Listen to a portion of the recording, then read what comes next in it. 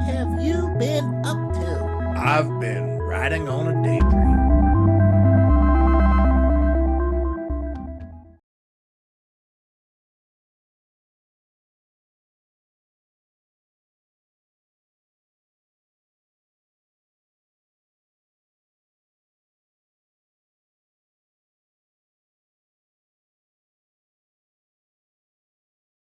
Howdy, YouTube. Heidi's gonna say hi.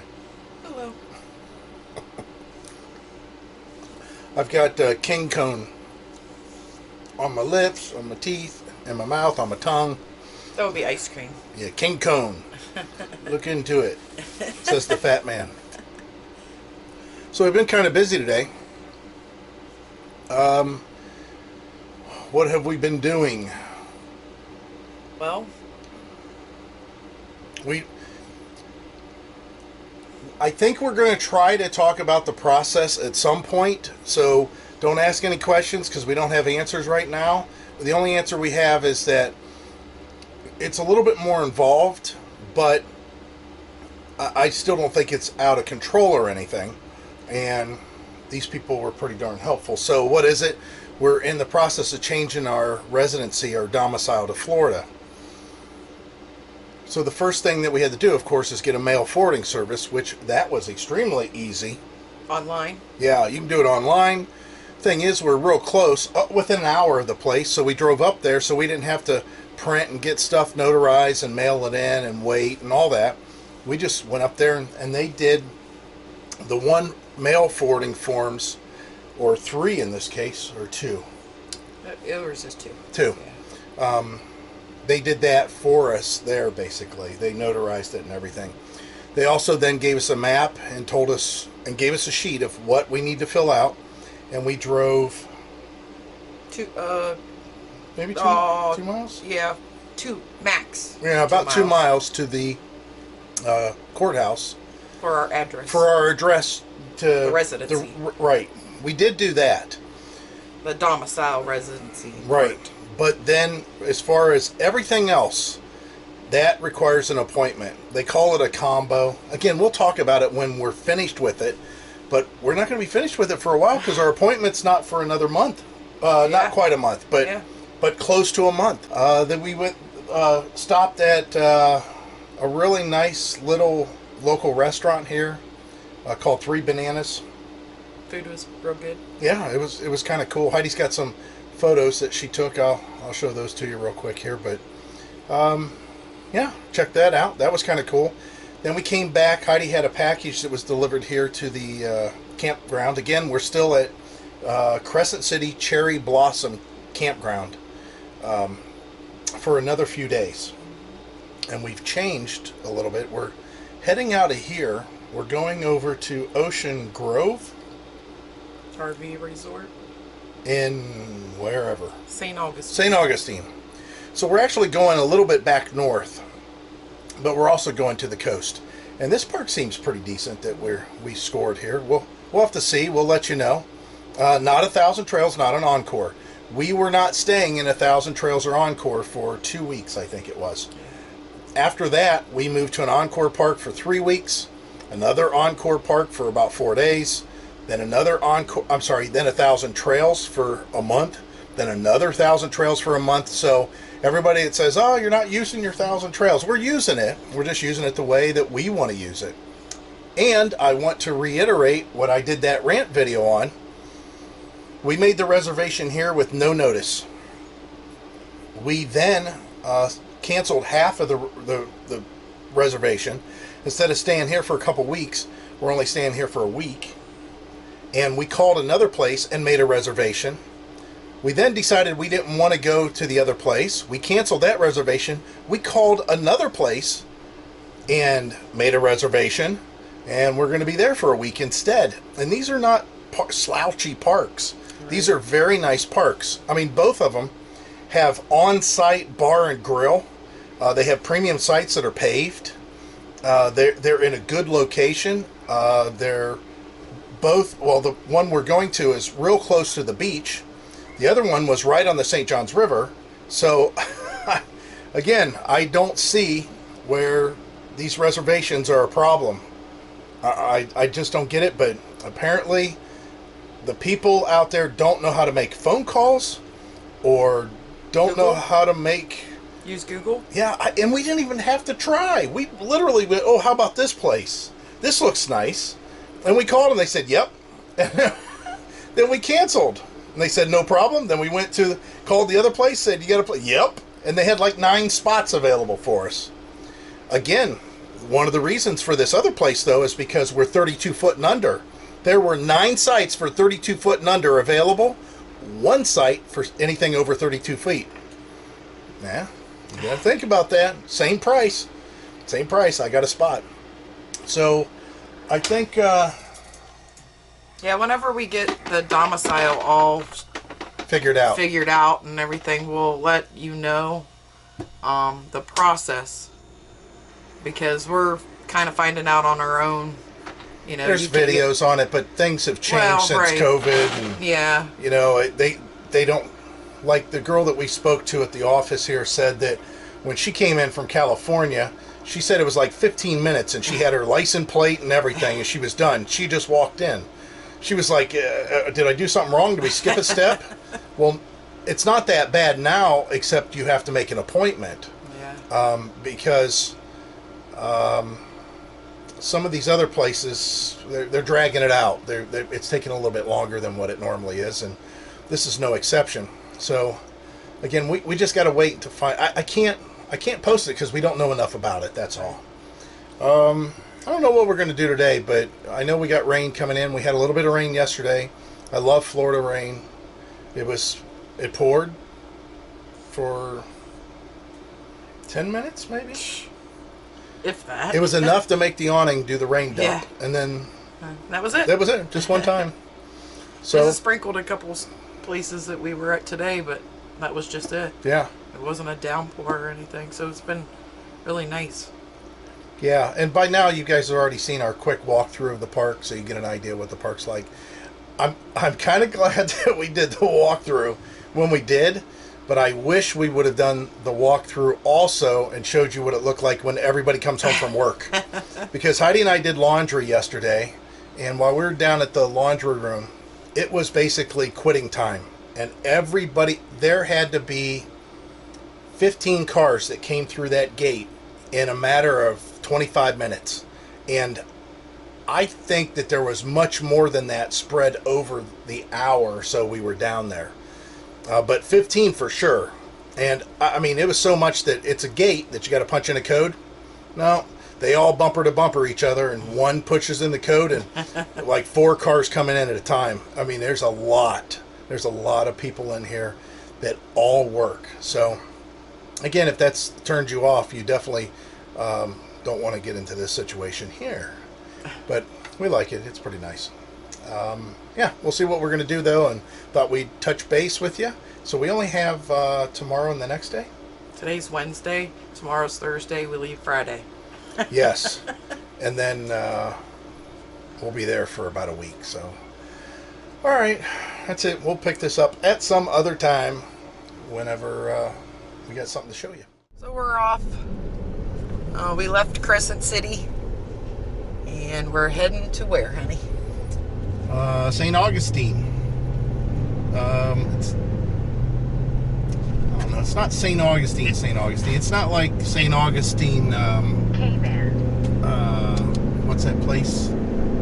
The park, Anastasia State Park. Right. It's not like that. That would have been nice. Yeah, that would have been nice. I checked, but they didn't have any openings because of this rampant problem with getting campsites. Yeah, they didn't have any. They didn't have anything for us. I don't know. Maybe that's what everybody's trying to do. Is the state park. State parks are always a little difficult to get in because a lot of people that are local to those state parks go in and reserve the weekends and stuff, and there's nothing wrong with that. Right. I mean, that's what they do is they get away from their house, on the weekends because they don't have to work. And the state parks are actually probably one of the best places to go if you're only going to go for like the weekends and stuff. If we were campers, if we were going to go out and get our bicycles and want to ride and trails and have fires and cook over the fire and put out a hammock and all that stuff, then yeah, a lot of these parks that we stay at, that's not really what you do at them. You could on a lot of them, but I mean, I get it. I think that's probably what people are wanting to do is camp, and they're having a problem. But as far as just, if you're RVing full time, you're looking for a place to stay. Right. And as far as Walmart and truck stops, that's kind of the last option. So turn right on anything State else, Road 206. we consider a plus, that's for sure. But I want to make sure nobody in the bike lane. I think that's probably the thing that most people are running into a problem with. They've got, you know, their way they want to camp. They want to put up their. Woo! Oh no. Yeah, oh no. All right, we had a little snafu there.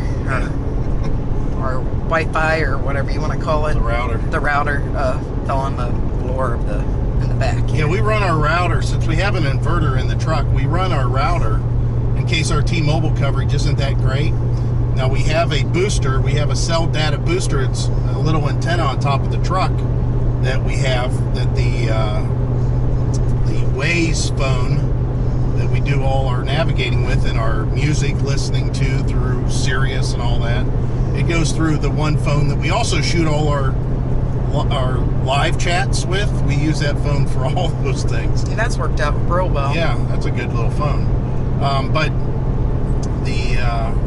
in case we lose signal, even with that little booster, you know, we have the router with AT&T, so it's not that we're always on the internet while we're driving. But we've run into situations where we've been out in the middle of nowhere and we need some more. We're looking for like a gas station or something, and we don't have any internet.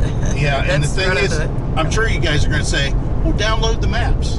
You can download the Google Map and waste a bunch of storage on our phone. Forget to delete it. Doesn't give us the information necessarily we need.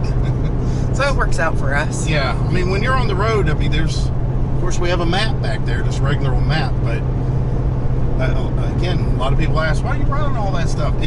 Because each one does a certain thing really well. And between the map, Heidi being able to get on her phone and do Google Maps, our navigation on our truck connected to Waze, and Waze navigating us, and Garmin and the GPS. Between all of that, we haven't run into. One time they ran us down that back road. Yeah. Which you guys get to go see that video.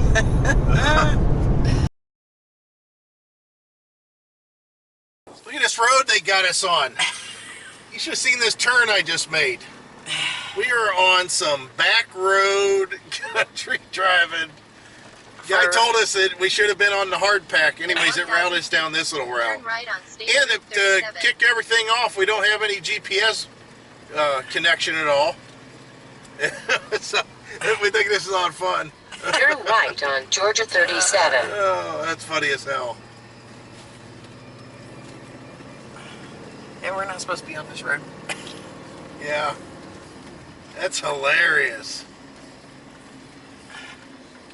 So, yeah, I have no clue what it was thinking, but... Turn right on State Route 37. Alright, so we're back on 37 here. I tell you, it was hilarious because it routed us down this little crazy road. Like a farm lane. Yeah, it was basically a farmer's road that ran along, you know, it was a road, but it was all dirt. And it was out in the middle of nowhere like we are now. I don't know if you can tell from what we're driving here, but middle of nowhere. And I'll tell you how bad it was. When we were driving down the lane, the farmers were out on their four-wheelers doing their work for the day. And the one guy was riding his four-wheeler and he stopped and he yelled at the other guy like, look at what's coming down the road. Because it was a little tiny one-lane dirt road. And I know they were laughing about that, that's for sure, after we had left. It was that orange dirt too. Yeah, it was bad. So anyways, other than that, we always do pretty good with our navigation. It puts us where we need to go. And I guess we've never really talked about it, but if you're going to be pulling into a campground, or you're trying to choose, a campground to stay at or a place to stay, Google Maps satellite view. You know how much time I spend on Google satellite views just looking at parks and locations and, just everything in general.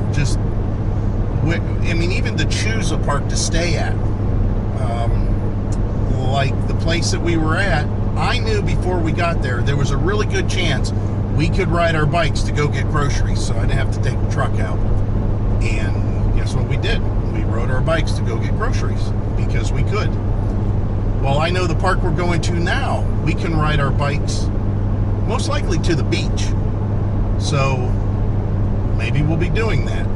It all depends. The Google Maps, the satellite view does a really good job up to a certain point, but then, it's hard to tell what traffic's like and stuff like that. So They have a bike lane?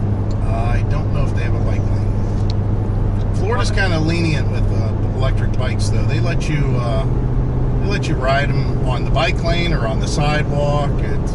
It's either or.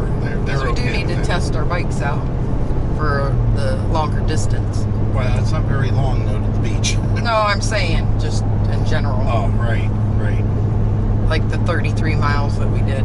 Something else I don't understand. People in Florida don't know how to pass. How do you flip you guys around? We've been driving on this section of road now since I made that little turn back there. There are no cars coming. There's something down there, way down there. But this car would rather ride behind me than pass me. And that's fine as long as they don't ride my bumper and they stay content with that. But it's funny because usually what we see is as soon as the cars start approaching and they get as close as they are right now, which the camera don't show very well, then they decide to pass. Like, for example, the guy, I'm looking at my rear view camera, the backup camera on the RV, and I can see he's starting to peek out now to see if he can pass. Even though we had all that straightaway, that there was nothing coming. It's an odd thing, I'll tell you. With as flat as these roads are, and as far as you can see, you would think that people would be passing like champs down there. Maybe that's it. Honestly, maybe that's it. I didn't think about it till just now. I learned how to pass in Ohio. Over hills, around corners, limited view, short passing zones, the whole thing. So, not that I passed in some of those situations, but I'm saying that we have a lot of that in Ohio. So we learned to pass in very short distances to get around and get back over as quick as possible because it's not like down here. Hell, you could have people pass you on the right-hand side on a single-lane road because the ground's so hard and flat and doesn't really drop off. It's possible. We've seen it. So anyways, enough yakking. We'll show you the park when we get there and get all settled in. At the end of the street, turn left. Every single time we turn on the camera, she wants to talk more than me. So Crescent Beach, that's what we're crossing now. Basically, this is like the Sound, I guess you could say. We're going to go over, we are going over the causeway, basically, to get to the beach. It's A1A. So anytime you guys are on A1A and you're traveling north, everything on your right is ocean, everything on the left is pretty much water for the most part. There's exceptions to that. So yeah, A1A. So anytime you see an address on A1A, expect you to have some sort of water feature close to you. But yeah, we're not that far away. This was a quick, nice, easy Turn trip. left at the traffic light. So let's go check out where our site is. This place is packed. It is packed. A lot of people here. But I guess that's expected. There's the little bar and with the pool. Oh my God, this is the guy that was at the other place. The mobile guy. Yeah, it's the same one. And let's see.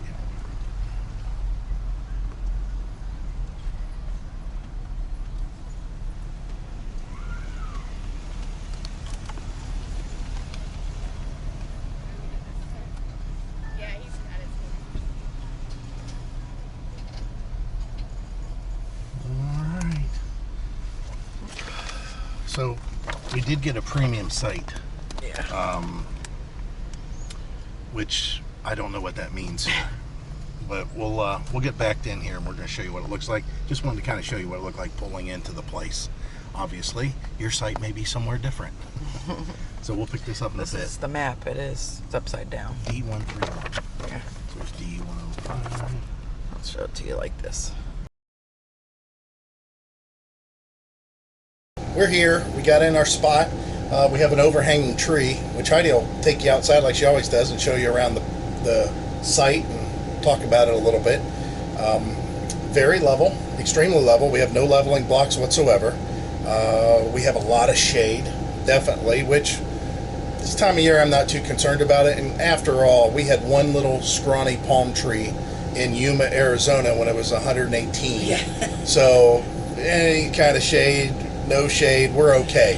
And that's kind of a testament to the RV. I mean, the insulation in this is very good. And one thing that we really ended up liking a lot, and you don't see, is the thermal pane windows. We got the double glass on that, and you can tell they're a little bit darker from the outside to see in, and the heat in between the shades and the window is a little less.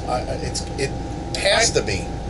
I can kind of compare it to our 92, sitting against the window and really feeling the heat. Right. When we were in Fort Myers. Right. It was 100 and some degrees out. Yeah. I mean, don't get me wrong, they're not perfect, but they will be a little warm, but they won't be hot. Yeah, if you're going to be living in your RV, the whole idea is to try to keep the inside as cool as possible in the summer and as warm as possible in the winter. So why not option? I think it may be a $600 option, I think. And it adds like a couple £100 to the RV to get thermal pane windows. I mean, it's something that a lot of people don't do. That's fine. As long as you keep your blinds pulled or you put reflectix up in your window, which our front windshield, we do have. This is an automotive windshield in the bedroom. We do have reflectix up there, and it stays up there all the time. We very rarely pull it down because it makes it darker in the bedroom than what it is. But nonetheless, there's ways around it, obviously, but we like the thermal pane windows. Getting back to the campsite now. I don't know how I got on that tangent. The electricity here is good. Not as good as the last place. The last place we were running at about 123 volts, 124 volts all the time. At one point, we actually had our safety system shut us off. Again, those links are in our store. If you click the description down below and go into, what's the heading? What do you have it categorized under? I believe it's under the 2604 ultralight. Yeah, but you have subcategories? No, it's just a list. Oh, okay. There's no subcategories. Okay. It's under the camper. Anyways, it's the Watchdog surge protector we have, and also we have the autoformer too. But the Watchdog is what shut us off. Even though the autoformer will shut you off also, but the Watchdog shut it off. And I told her, I said, I wonder what's going on. And it's not like we turned anything on or off. Everything was running just like normal. And the park had a surge. And it was when the neighbor had pulled in with his motorhome. And he had walked in. He just pulled in. They just got set up. And he walked in his motorhome. And I think he might have turned his unit on. And maybe there might have been a surge at that point. But we got protected and never did it after that. So anyways, the campground here, I think we're hovering around 117 or 18 volts, which is fine. We turned everything on like we normally do. You just heard the ice maker drop the ice. So electricity's good. Okay, how about the water? The water pressure is better than the last place. It's not great, but the flow is pretty good here. The water flow is better. There's a difference between pressure and flow. I can get that little water pressure gauge to read 60 if I wanted to, but as soon as you turn on a faucet, it drops down, and then your water flow inside don't stay 60, obviously. So it has good water flow here. We noticed that we filled the toilet a couple times since we just got here. It's one of the things we do. We empty the black tank and run the water at the campground to flush out whatever may be in the pipes out there through the black tank flush. And of course, it empties our black tank and cleans it out even more after we've driven it. Moving stuff around inside there, which we were empty, but there was still a little water in there. We always put water in there. Then we fill the toilet about 5 times, which comes out to maybe 10 gallons, and we put that in the black tank to start our camping trip on, I guess you could say. We do that every time we empty the black tank. Every time, keep it clean. Never had a problem. All right, now what else are we missing? The water, the electric, and the internet. They have Wi-Fi here? Yes. Is it free or? I love camping. Oh, I love camping. Okay, let me go ahead and run their Wi-Fi to get some kind of a speed, and then I'll tell you what our speed is here with our AT&T router and our T-Mobile and so forth. Okay, so I went ahead and logged into their internet to run a speed test for you guys. The internet here is okay. It's 5 down, almost 6 down, and then up actually is 2 up. You can definitely do email with that. I think I can watch Netflix with that. I think my limit's like 4, low 4 is where Netflix just becomes unwatchable. So you could do it. You can do it. You can definitely check your mail and potentially do some work online. But as far as uploads, like video uploads and that, forget it. Of course, AT&T EasyCom, I've talked about it way too many times. The link's in the description. It rocks. I do not have the antenna up outside at all. Again, yet another park. Like I said, 95% of the time, we're not running that Wi-Fi antenna out there. So it is 85 down. It touched 100 for a minute, but 85 down, just set up in the window here. You can see I just kind of tossed it up in the window. So 85 down, and the upload speed was 20 or 25. Do you remember? Was that 25? I think it was 20. 25. I think it was 25 also. I got confused there for a little while, for a little bit there, because I was all excited about T-Mobile. Our T-Mobile phones, guys. Ooh, my, it works so good when it's in an area that has T-Mobile internet. I mean, real good T-Mobile internet. And what do I call T-Mobile internet that's really good? How about 400 down, and 40 up? Oh my word. Can you imagine that? That is crazy speeds. Now, the thing is the company, again, EasyCom, that I've got this router from, they have routers that work on T-Mobile. I think this router works on T-Mobile, matter of fact. So if we had T-Mobile hooked up to that, or that was set up for T-Mobile, it would really fly. But he has a lot of routers and a lot of different plans. What would you think if we did not have T-Mobile phones? Would we have? If we didn't have T-Mobile phones, I think I might have had T-Mobile for sure. We would have had T-Mobile internet, because it's always a little bit cheaper, and we've had very good luck with it. Very, very good luck. So, again, talk with Jesse out there, or Todd, or whoever it is. Just tell them RVdaydream sent you. Use the link in the description. Give them a call. Let them know what you're doing, and they'll run you through all the options. But remember, Verizon or AT&T might be better in your area. You got to, and he can. Yeah, he can tell you. Yeah. Just listen to what he says. Again, if you guys heard this story, I'm sorry, but whenever I called him up originally, it was a cold call, and I'm like, hey, I need to order this, and I want a Verizon, and he flat out told me at the time, hey, I'll sell you whatever you want, you're the customer, but right now, with some of the plans that I have available, Verizon hasn't been stellar. There's been some problems with them. They might, change, which they did. They've changed a couple of times since then, but at that time. So just ask them what's best for you at the time that you talk with them, and go from there. All right, Heidi's going to take you outside. She's going to show you our site, which is plain site, traditional site. Nothing spectacular, except we do have a nice patio area. It's a premium site. It's all cobblestone for the drive. There's some mulch out there and pavers that you can walk on, stuff like that. But other than that, the amenities at this park are something. We'll explore that later, but of course they got a big, really nice swimming pool. but they have an on-site bar and grill. They got live music here.